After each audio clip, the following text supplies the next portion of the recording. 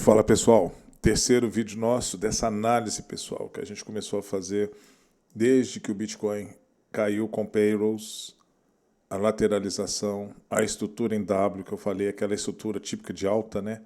Que ele faz esses nodos, ele faz esses retornos. Vamos desenhar aqui para vocês verem como é que é. É uma estrutura bacana. É uma coisa assim, ó, sobe, vai e agora. Então isso daqui é uma típica estrutura de alta, ok, pessoal? Vou pegar ela aqui, ó. Nossa, que trem feio. Mas vocês entenderam, né? Como é que funciona? Vou tentar fazer ela mais bonitinha para vocês, que isso é muito importante e didático, ok? Aqui não. Aqui a gente teve uma lateralização. Nesse ponto daqui, vocês estão vendo esse ponto? Esse aqui a gente está no gráfico diário, ok, pessoal? Vocês perceberam que a gente teve essas duas azeitonas aqui? Deixa eu tirar a Fibonacci para vocês enxergarem. Aqui. Estão enxergando essas azeitonas? Isso aqui é indecisão. Então significa que ele saiu dessa estrutura e entrou em outra. Vocês querem ver algumas coisas interessantes que eu sempre observo? Olha só ela aqui, a estrutura aqui da azeitona. Olha a estrutura da azeitona aqui. É demais isso, vocês não acham? Ah, aqui foi uma estrutura de azeitona. Sim, pode-se dizer que aqui rolou uma indecisão na alta. Já saiu desse viés e lateralizou de novo. Ah, então agora pode ser que temos uma indecisão, a gente agora vai ter uma queda. Não sabe. O RSI esticou demais. Então vocês viram como é que funciona? Os sinais que a gente detecta na tela, uma indecisão, uma indecisão, uma indecisão. E isso é comprovado, adivinha com o quê, pessoal? Com o quê? É bom, né, quando a gente entende isso, que eu já estudei isso bastante, então é um prazer passar isso para vocês. Pessoal, eu sou velho, tenho 50 anos de idade, viu, pessoal? O pessoal acha que eu sou novo. Nada.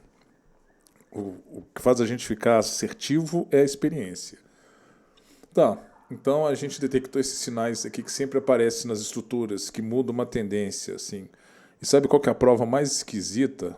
É que quando acontece algumas estruturas, acontece com volume alto, o volume fica muito alto às vezes, sabe?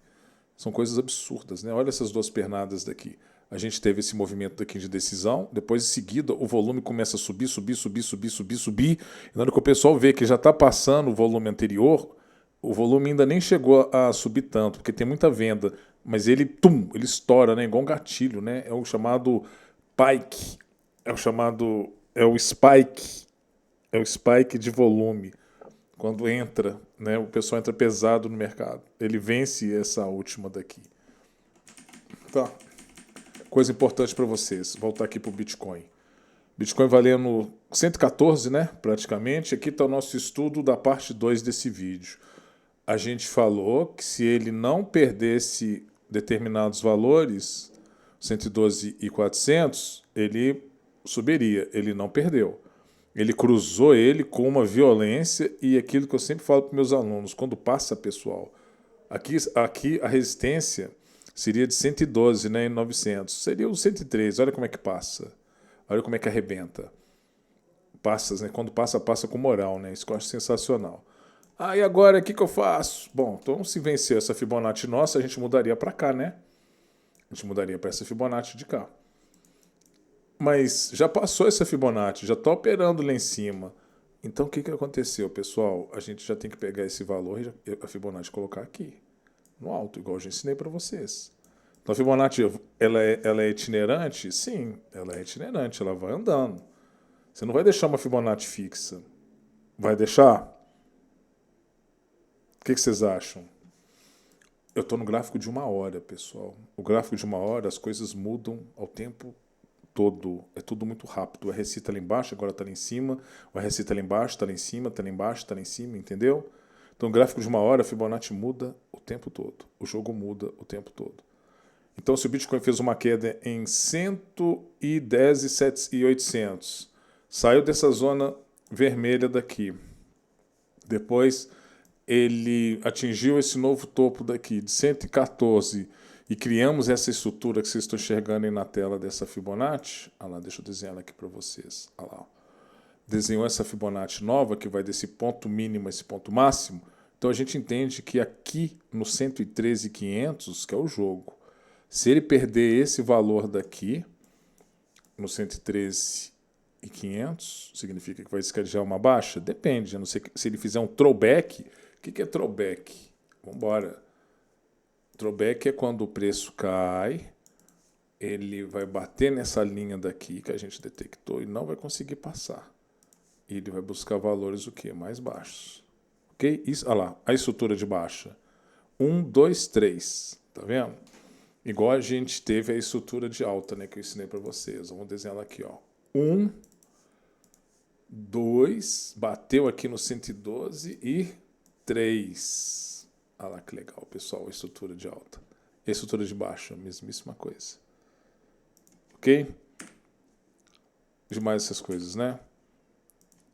A tendência do Bitcoin é qual, Rodrigo? A tendência do Bitcoin é alta. A gente continua no canal de alta, que eu já ensinei isso para vocês nos vídeos anteriores, né?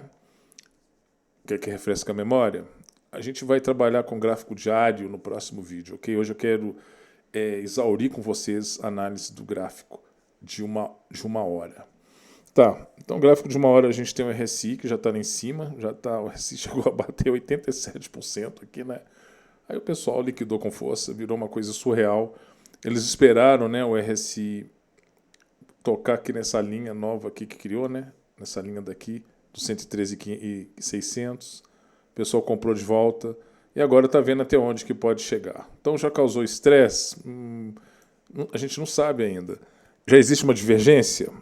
Bom, todo mundo acha que toda hora acontece divergência, né? O que é isso? Aqui os topos estão cada vez o quê? Os topos estão cada vez mais baixos. Vamos pegar esses dois daqui, ó. Olha lá. E o que está acontecendo com o RSI? Também está ficando mais baixo. Então está tudo certo. Movimento normal. Ok? Agora, se o RSI estivesse ficando maior, impossível, né? Que ele já está estrangulado. A gente teria uma divergência. O quê? Topos cada vez mais baixos e a força relativa aumentando, a gente teria uma alta.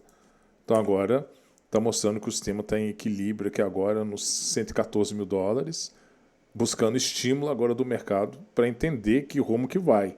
Se os touros é que vão conseguir ou os ursos que vão conseguir. A gente está numa encruzilhada. A tendência agora é descer. O que você acha que vai acontecer, Rodrigo? Eu acredito que para dar uma estabilidade legal no sistema, ele vai tocar no 113.500, poderia pegar até um pouquinho dessa zona de liquidez daqui, né? Essa piscininha daqui, esse pool aqui, ó, abaixo do 113.500, isso faria com que o RSI descesse até os 50%, igual vocês estão vendo aqui embaixo, né? Lá o RSI. O RSI aqui vai bater nos 50%, e aí o mercado ia entrar de novo e a gente ia fazer um topo duplo no 114. Ok? Então, vocês perceberam que tem um ritmo, né? A gente conseguiu acertar a queda do payroll, calculamos o impacto dele, que não iria passar muito dessas zonas daqui, a gente acertou, e a gente também criou uma estimativa de que, à medida do possível que o preço fosse subindo, e você vai subir no seu stop, se ele vencesse determinados valores e não caísse, foi o que aconteceu, ele teria uma alta.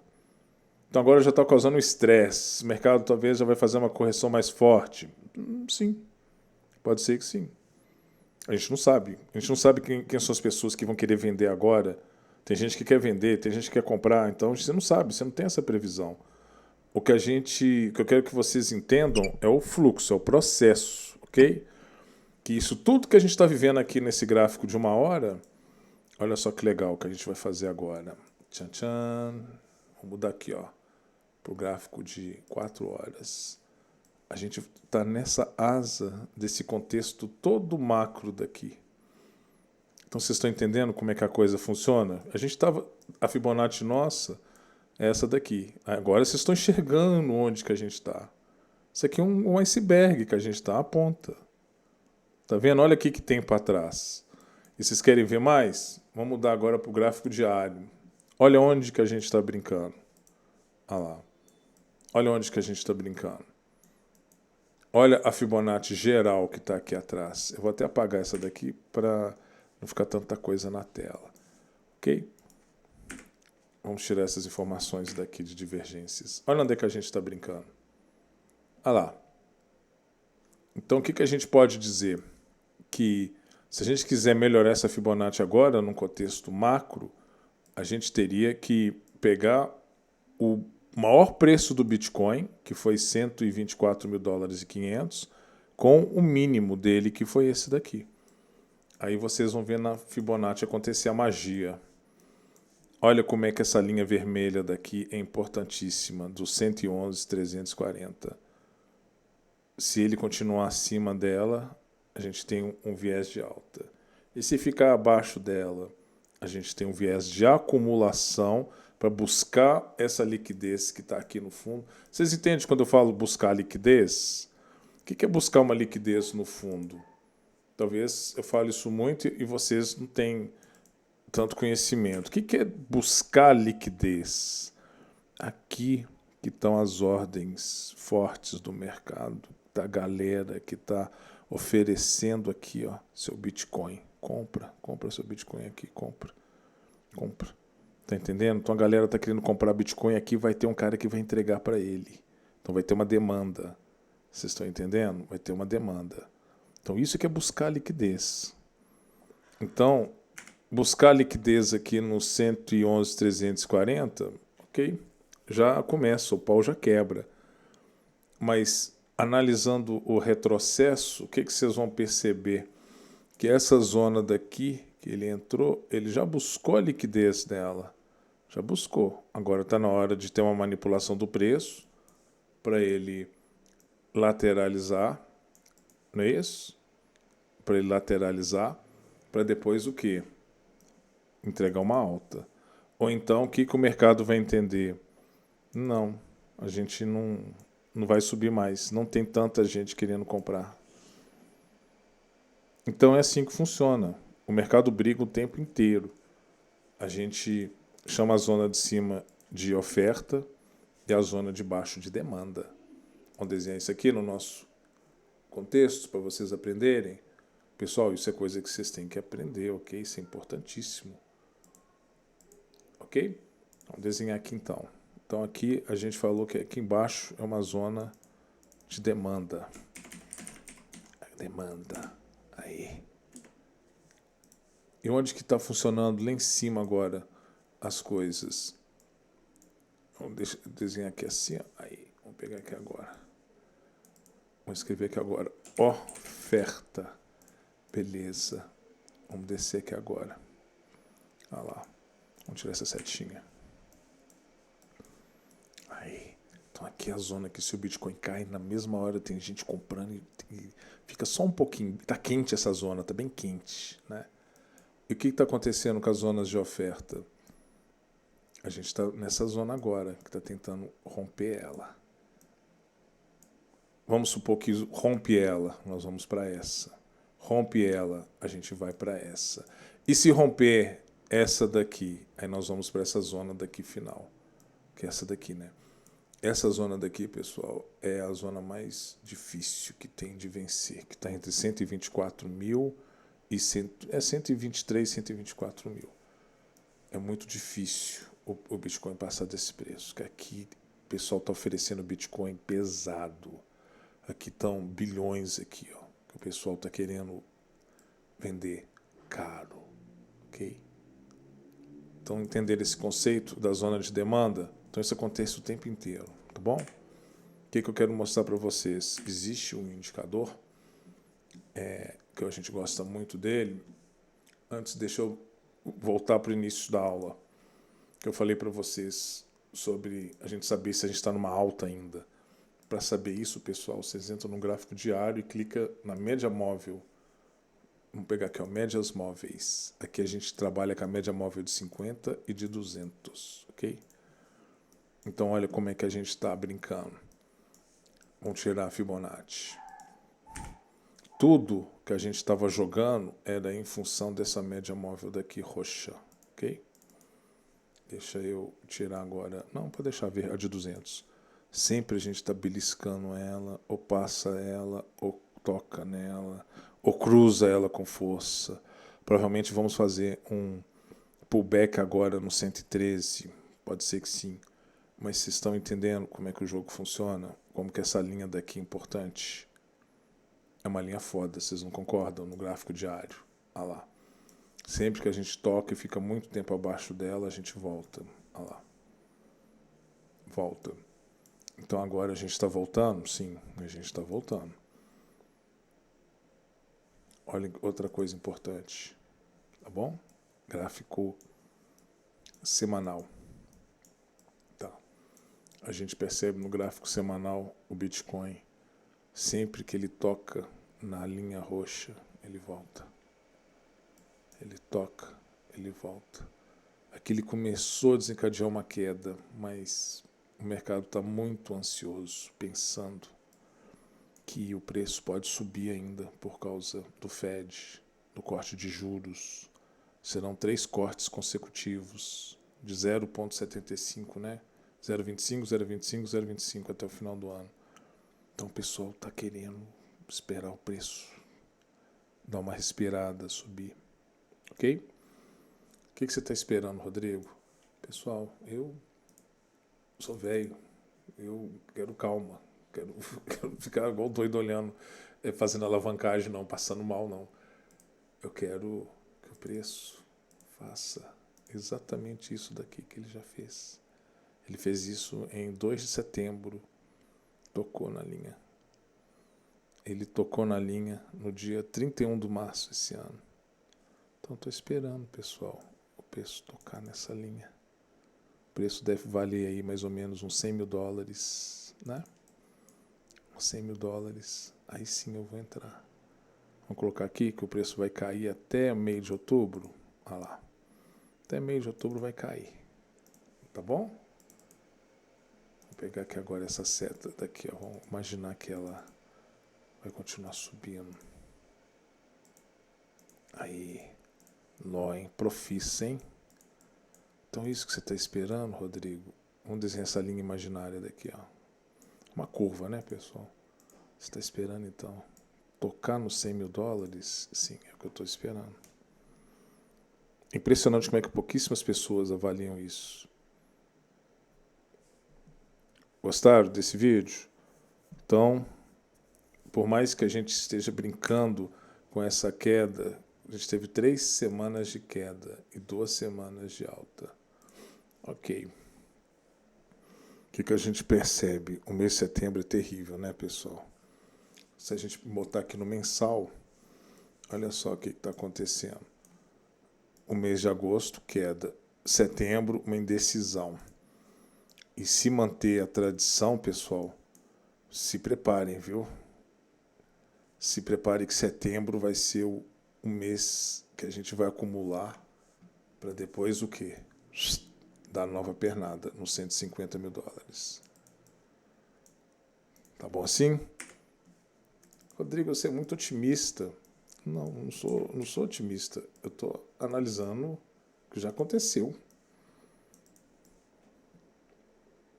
Esse gráfico semanal para mensal, desculpa, esse aqui agora é o mensal, pessoal. Ele, para mim, conta toda a história do Bitcoin que eu consigo enxergar. É impressionante, pessoal. 2024, 2025, 2022. Aqui a gente enxerga tudo o que aconteceu na história do Bitcoin. Vocês estão entendendo? Aqui a gente enxerga em 2021, quando a Tesla começou a aceitar os Bitcoins. Então, sempre a gente precisou de ter um player para fazer a coisa funcionar, porque senão não funciona. Aqui a gente teve o momento da Tesla, 2021. Vocês estão percebendo? Aqui a gente teve os momentos da Tesla, né?